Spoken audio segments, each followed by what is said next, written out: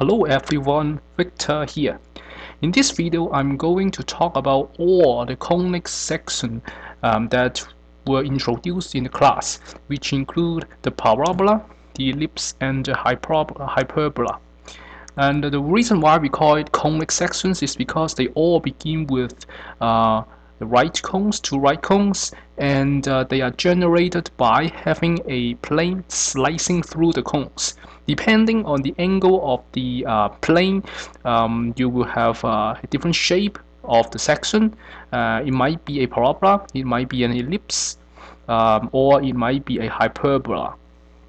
Alright, so let's start with the parabola first.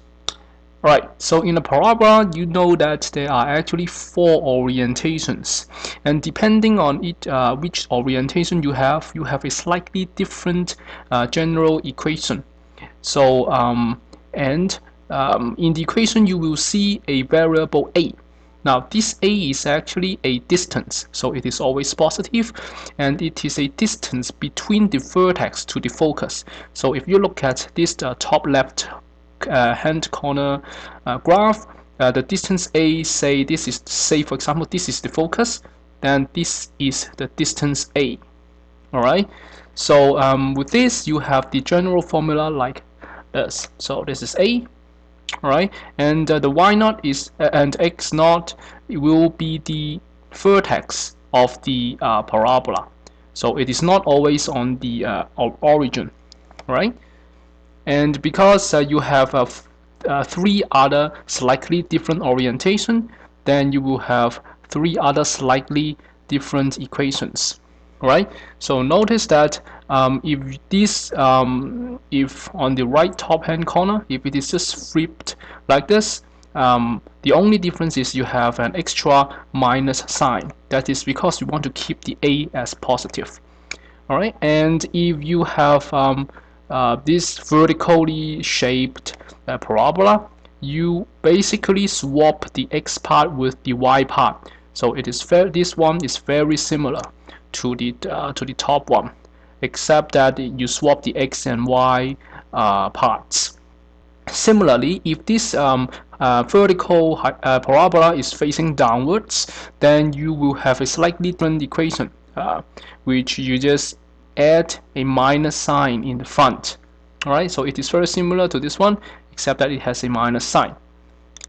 Next is ellipse. So ellipse, we have two orientations. Okay, the first one is like the landscape form, and of course you have the portrait form. And in each of these forms, you have of course two foci points and some properties which are denoted with A, B, and C. So again, once again, A will be the distance, the longest distance from the center. Here in this example, the center is on the origin, so A will denote the distance from the center point to one point of the ellipse, such that the distance is the longest. So in this case, this is A. Alright, so the B, it denotes the shortest distance from the center to the ellipse. So in this case, this is B. Alright, as for C, interestingly, C can be calculated using just A and B, which is given by square root of A squared minus B squared. And on the graph, actually it is the distance from the center to one of the foci point. So this is C. Okay, and similarly on here you have a slightly different shaped ellipse, and because of that you have a slightly different equation. So the only difference is that you are swapping the x's and the y's. Okay, sometimes you learn by swapping a's and b's, but this one I guess is easier to remember. Alright, so you have these two forms of the equations of the ellipse. Next is the hyperbola. It is very, in terms of A, B, and C, it is quite similar to the ellipse because there's an equation relating A, B, and C. But then notice that the main difference is it is no longer minus, it is plus. And once again, you have two orientations: the portrait equation, the portrait one, and the landscape one. Okay, so here on the left hand side you have the landscape one. Some people would like to call it a east-west orientation, and you have an equation like this. All right. Now, once again, it's quite similar to the ellipse, except that now the sign is not plus anymore. It is minus. It is minus. All right. And if you have a different orientation like this on the right, you will swap the x part and the y part. Okay, so you can notice the similarity between these two equations, except that the x is now on this part and the y is on this part. All right. So and in addition, you have something called the asymptote. Okay, and they always come in pairs. So you have b divided by a, which is the slope of the asymptote. So if you look at on the graph on the left hand side, it will be a straight line passing through the center of the hyperbola. Okay, and then there's another one like this. Okay, you can treat this as two boundary lines for the hyperbola, because the hyperbola will never go across these lines, right? So let's move on to a couple of examples here. So the first example here is a slight modification from the textbook exercise 8.1. So here, let me read the question for you. It is the light rays in xy plane coming from the point 43 refracted in a parabola, so that they form a beam parallel to the y-axis. The parabola also passes through the origin, and you are going to find its equation. Alright, so before anything else, we first try to sketch out the rough look of the parabola that we are looking for. So once again, the xy plane, which is this one. This is the origin, and we have 1 point 4 3 given. So let's say this is 4, this is 3. So let's say it is here. Okay, so this is 4. Suppose this is 3. Okay, so this is the point given point, and from there we actually know that this is indeed the focus point of the hyperbola, because the beams from this point, when refracted by parabola, it will become parallel to the y-axis. And because it is parallel to the y-axis, we know that the curve will actually be looking like this. So it goes through the origin, it's like that. Okay, this is the parabola. But notice that there is actually another possible parabola achieving the same thing, which is like this. Alright, so again, it passes through the origin, and then it has the focus point for 3. Alright, so let's call this one P1, let's call this one P2. So depending on which parabola you are looking at, you will have a slightly different equation. So this one, P1, is like this, or the P2 will look like this. The only difference is you have a minus sign, alright, depending on the orientation of the parabola. Now let's start with the P1. Okay, let's take a look at the P1. So in P1, we know that the general equation will look like x minus x naught square equals to 4a. And then it's like this on the other side. Alright, so what we are going to find is x naught, y naught, which is the vertex of the parabola, and also a, which is the distance from the vertex to the focus point of the parabola. Alright, now from the question, we know that the parabola passes through the origin. The origin has the coordinates 0, 0, right? So if we substitute the 0, 0 into this equation, the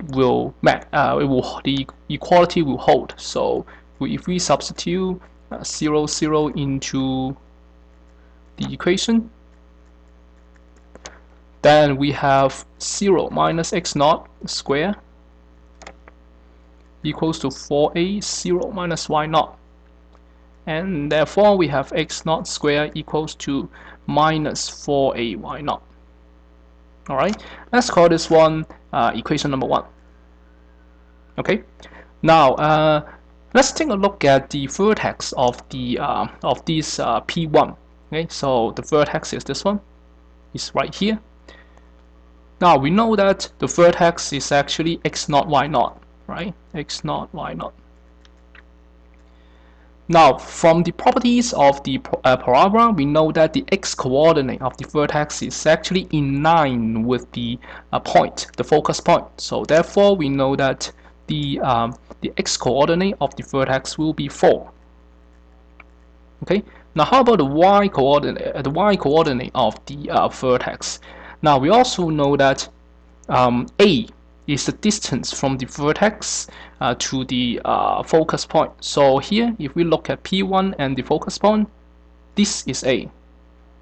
Okay. Now, because we know that the coordinates, the y-coordinate of the focus point is 3, right? So if this is A, the y-coordinate of the vertex will be 3 minus A. Right?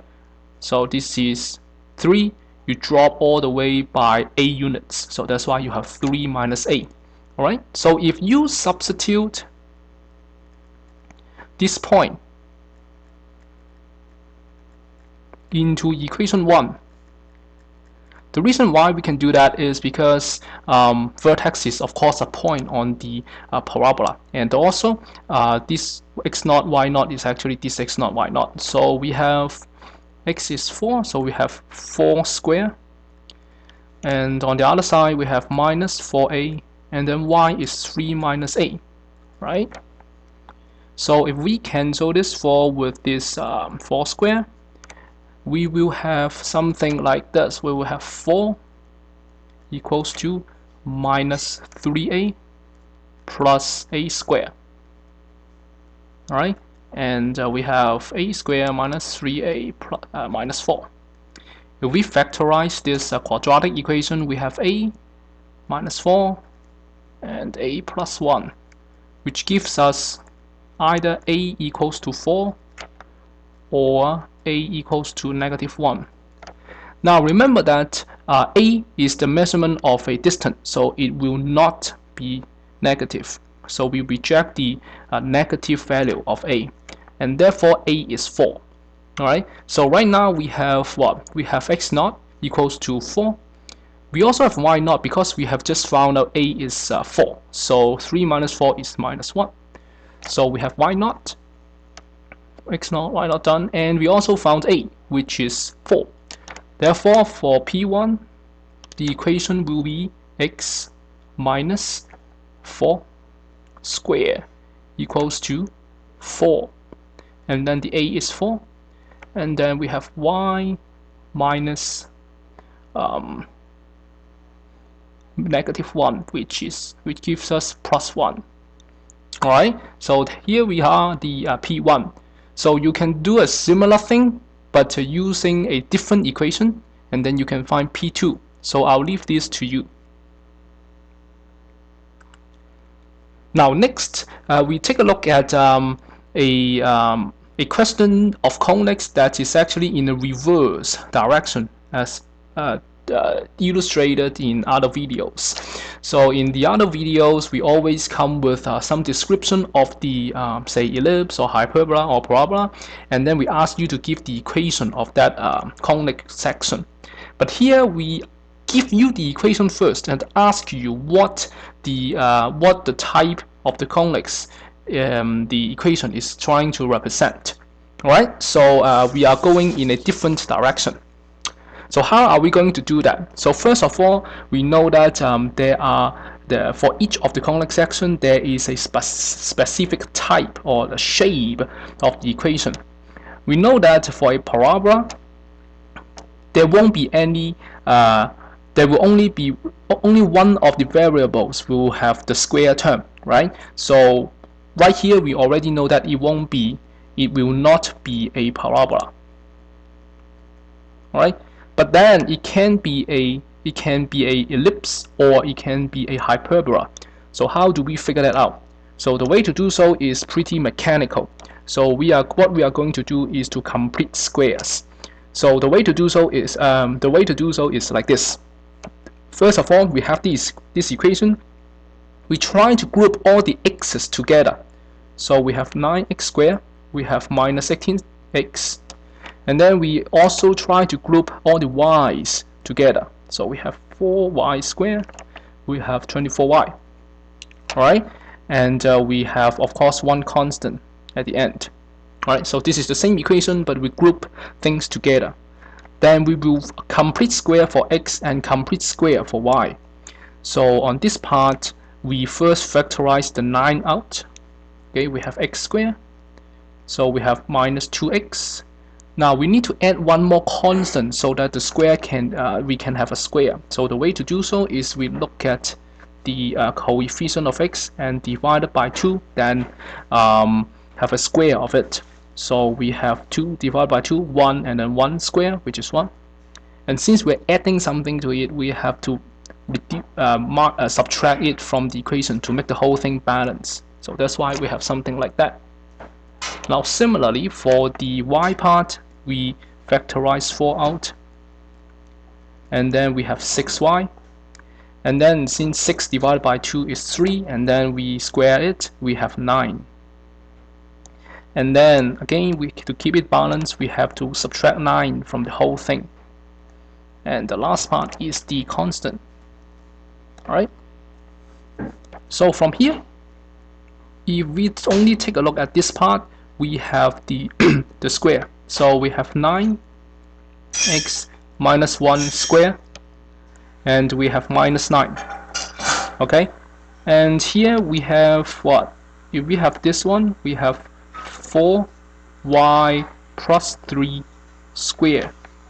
Alright, and we also have minus 4 times 9, 36, and plus 9, that's the constant. Right, so you have 0 on the other side of the equality sign. Alright, so from here, if we group the terms all together, we have this one, we have 4y plus 3 square. We also have 36, because the 9, this minus 9 and plus 9 will be cancelled out, and then 36, if we move to the other side of the equation, we have 36 on this side. Now the next step is to divide this thing with 36 so that it becomes 1. Alright, so if we divide 36 here, we have to divide 36 on the left hand side as well. So we have this one, and then we have 4. Alright, and here we have y plus 3 square, we have 9. Alright, so from here we know that it is actually an ellipse. Why? Because we have the plus sign here, we have the x group squared, we have the y group squared, we have the 1 on the other side. That's the standard form of an ellipse. Alright, and from here you also know that what the center of the ellipse is, which is 1 and minus 3. Okay, you also know what the A and B is. So what is A, what is B? Now we remember that in an ellipse, A is always greater than B. So that's why this one is A squared, and this guy is B squared. Alright, so if you were asked to somehow plot the graph of the ellipse, then it will be something like that. So we know that the center of the ellipse is 1 and minus 3. So it is 1 and minus 3. So this is the center of the ellipse. Alright, and because A is on the y side, we know that it is the orientation of the ellipse is portrait. Okay, so we know that it will be something like this. Alright, so of course you can also try to find what C is using the relationship, but then I'll leave that to you.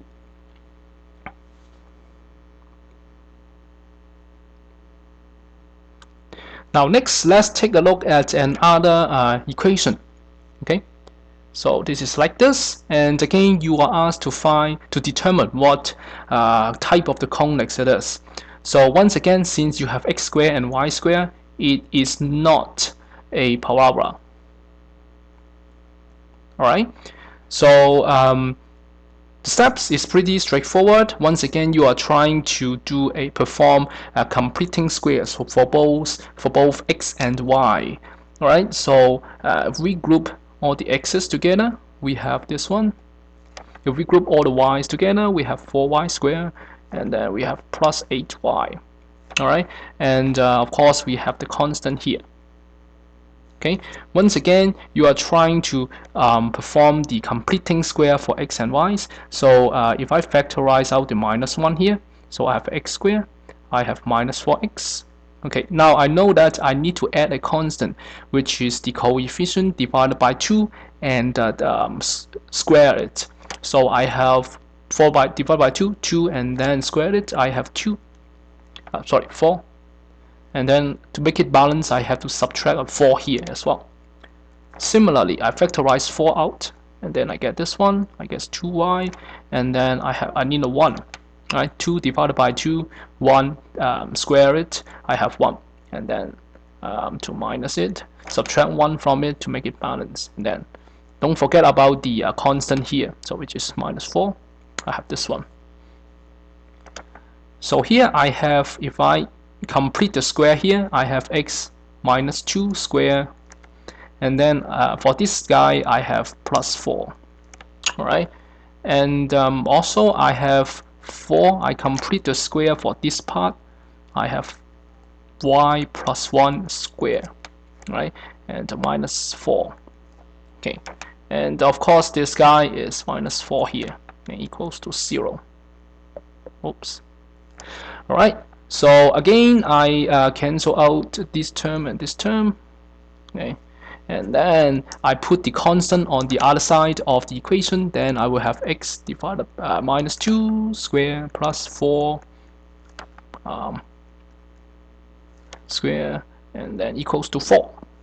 Alright, and once again I know that I'm close to an equation of either an ellipse or a hyperbola, but the thing to make it work, I need this side to be 1. So I divide everything by 4. This will become 1.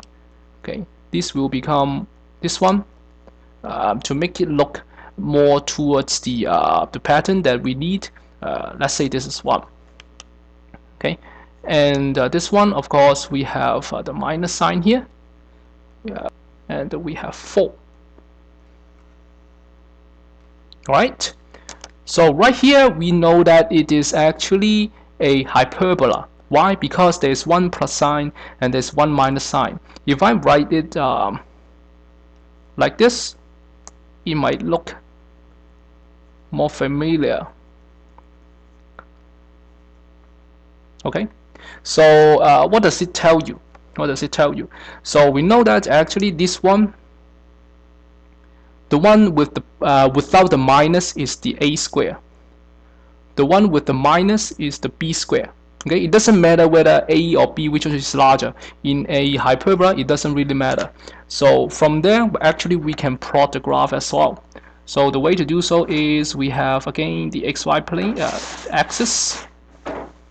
Here we have the origin, and we know that the center of the hyperbola is 2 and -1. So it is 2, and say this is 2, this is -1. Then we have the center of the hyperbola right here. Alright?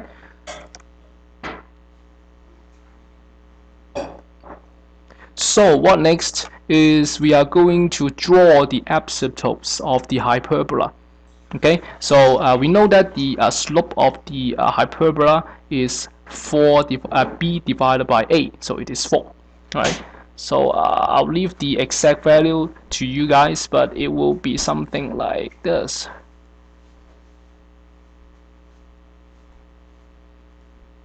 Of course, the next question is whether it is the east-west orientation or the north-south orientation, right? So to determine that, all you need to do is to know that like if we have the minus sign in between, right? Whether the x is on the front or the y is on the front. If it is at this form, we know that it is the north-south orientation. So we will have something like this and this. Okay, So of course you can also figure out the foci point. Why? Because you from A and B you actually know C, right? And C is just the measurement of the distance from the center point to the focus point. So from there you will also be able to figure out where the foci points are. All right, and I'll leave that to you guys, and I hope this helps, and good luck to your quiz.